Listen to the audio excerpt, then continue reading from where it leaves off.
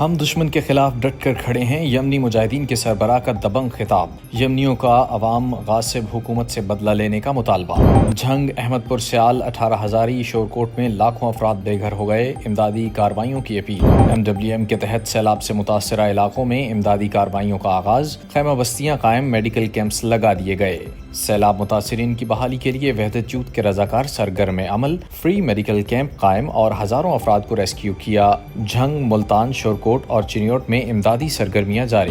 مجلس علماء مکتب اہل بیت کا 2 روزہ اجلاس عمومی اختتام پذیر۔ ولایت کا دفاع علماء کرام کی اہم ذمہ داری ہے، علامہ سید حسنین عباس گردیزی کا اجلاس سے خطاب۔ علامہ سید اصغر عسکری، سید امتیاز رضوی، علامہ شیخ احمد علی نوری اور علامہ اصغر شہیدی کی اجلاس میں خصوصی شرکت۔ امامیہ چیف اسکاؤٹس کا وفد کے ہمراہ باہو برج گڑھ مہاراجہ کا ہنگامی دورہ، اسکاؤٹس کی جانب سے لگائے گئے ریلیف کیمپ کا معائنہ۔ امامیہ اسکاؤٹس جذبہ خدمت و ایثار سے سرشار ہیں، ہر متاثرہ شخص کی امداد کو پہنچیں گے، امامیہ چیف اسکاؤٹ کا اعلان۔ اور اب ان خبروں کی تفصیل۔ سنا میں یمنی وزیر اعظم اور کابینہ پر صہیونی حکومت کے حملے کے بعد یمنی مجاہدین کے سربراہ نے کہا ہے کہ ہم اس مقدس معرکے میں داخل ہو چکے ہیں جو دشمن صہیونی کے خلاف ہے، ایسا دشمن جو نہ صرف امت مسلمہ ہی نہیں بلکہ پوری انسانیت اور بشریت کے لیے خطرہ ہے۔ ہم دشمن کے خلاف تمام میدانوں میں ڈٹ کر کھڑے ہیں۔ لاکھوں یمنی عوام نے اس خبر کے اعلان کے بعد غاصب حکومت سے شدید بدلہ لینے کا مطالبہ کیا ہے۔ جھنگ احمد پور سیال 18 ہزاری شورکوٹ میں لاکھوں افراد بے گھر ہو چکے ہیں، دوائیوں کی قلت کا سامنا ہے، میڈیکل کیمپس اور خشک خوراک کی اشد ضرورت ہے۔ اہل علاقہ نے فلاحی اداروں سے اپیل کی ہے کہ متاثرین کو مچھردانیاں، ادویات، کم از کم 2 وقت کے کھانے کی ضرورت ہے۔ فلاحی تنظیمیں امدادی سرگرمیوں میں جھنگ اور ملحقہ بستیوں کو نظر انداز نہ کریں۔ ننکانہ سید والا میں سیلاب کی کمی کے بعد متعدد افراد گھروں کو واپس لوٹ رہے ہیں۔ جن افراد کے گھر دریا برد ہو چکے ہیں ان کی بحالی کے لیے بھی فلاحی، سماجی اور مذہبی تنظیموں کو کردار ادا کرنے کی اپیل کی گئی ہے۔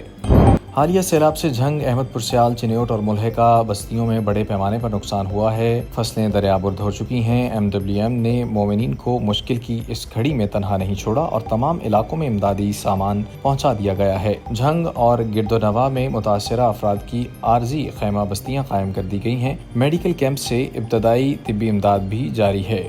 سیلاب متاثرین کی بحالی کے لیے وحدت جوت کے رضاکار سرگرم عمل ہیں۔ MWM ضلع جھنگ کے زیر اہتمام ککو والا میں قائم خیمہ بستی میں فری میڈیکل کیمپ لگایا گیا ہے، جس میں وبائی امراض سے بچنے کے لیے مفت ادویات تقسیم کی گئی اور فری چیک اپ کیا گیا۔ MWM لاہور کی جانب سے جامع مسجد صاحب الزمان اسلام پورہ لاہور میں سیلاب متاثرین کی امداد کے سلسلے میں امدادی کیمپ کا انعقاد کیا گیا۔ وحدت جوت پاکستان ملتان ڈویژن کی جانب سے مختلف علاقوں خان بیلہ 6 نمبر اور بائی پاس میں سیلاب زدگان کے لیے امدادی کیمپ لگائے گئے۔ وحدت جوت تحصیل شورکوٹ فیصل آباد ڈویژن کی جانب سے کیمپ لگایا گیا۔ وحدت جوت تحصیل چنیوٹ کی جانب سے سیلاب سے متاثرہ علاقوں میں سیلاب زدگان کی امداد کا سلسلہ جاری ہے۔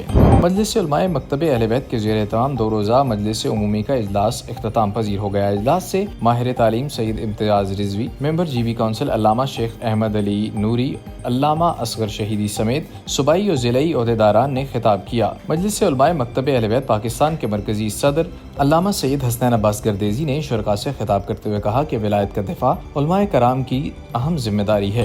ISO گڑھ مہاراجہ یونٹ نے سیلاب متاثرین کو محفوظ مقام پر منتقل کرنے کے لیے خصوصی آپریشن کیا ہے، جس کے بعد باہو برج پر ریلیف کیمپ لگایا گیا جہاں متاثرین کو طبی امداد سمیت ہر ممکن مدد فراہم کی جا رہی ہے۔ امامیہ چیف اسکاؤٹ ابوذر حیدر کا وفد کے ہمراہ باہو برج گڑھ مہاراجہ کا ہنگامی دورہ، اسکاؤٹس کی جانب سے لگائے گئے ریلیف کیمپ کا معائنہ کیا۔ اس موقع پر میڈیا کو بریفنگ دیتے ہوئے ابوذر حیدر نے بتایا کہ تمام سیلاب متاثرہ علاقوں میں امامیہ اسکاؤٹس ریسکیورز کے ساتھ شانہ بشانہ امامیہ اسکاؤٹس جذبہ خدمت و ایثار سے سرشار ہیں۔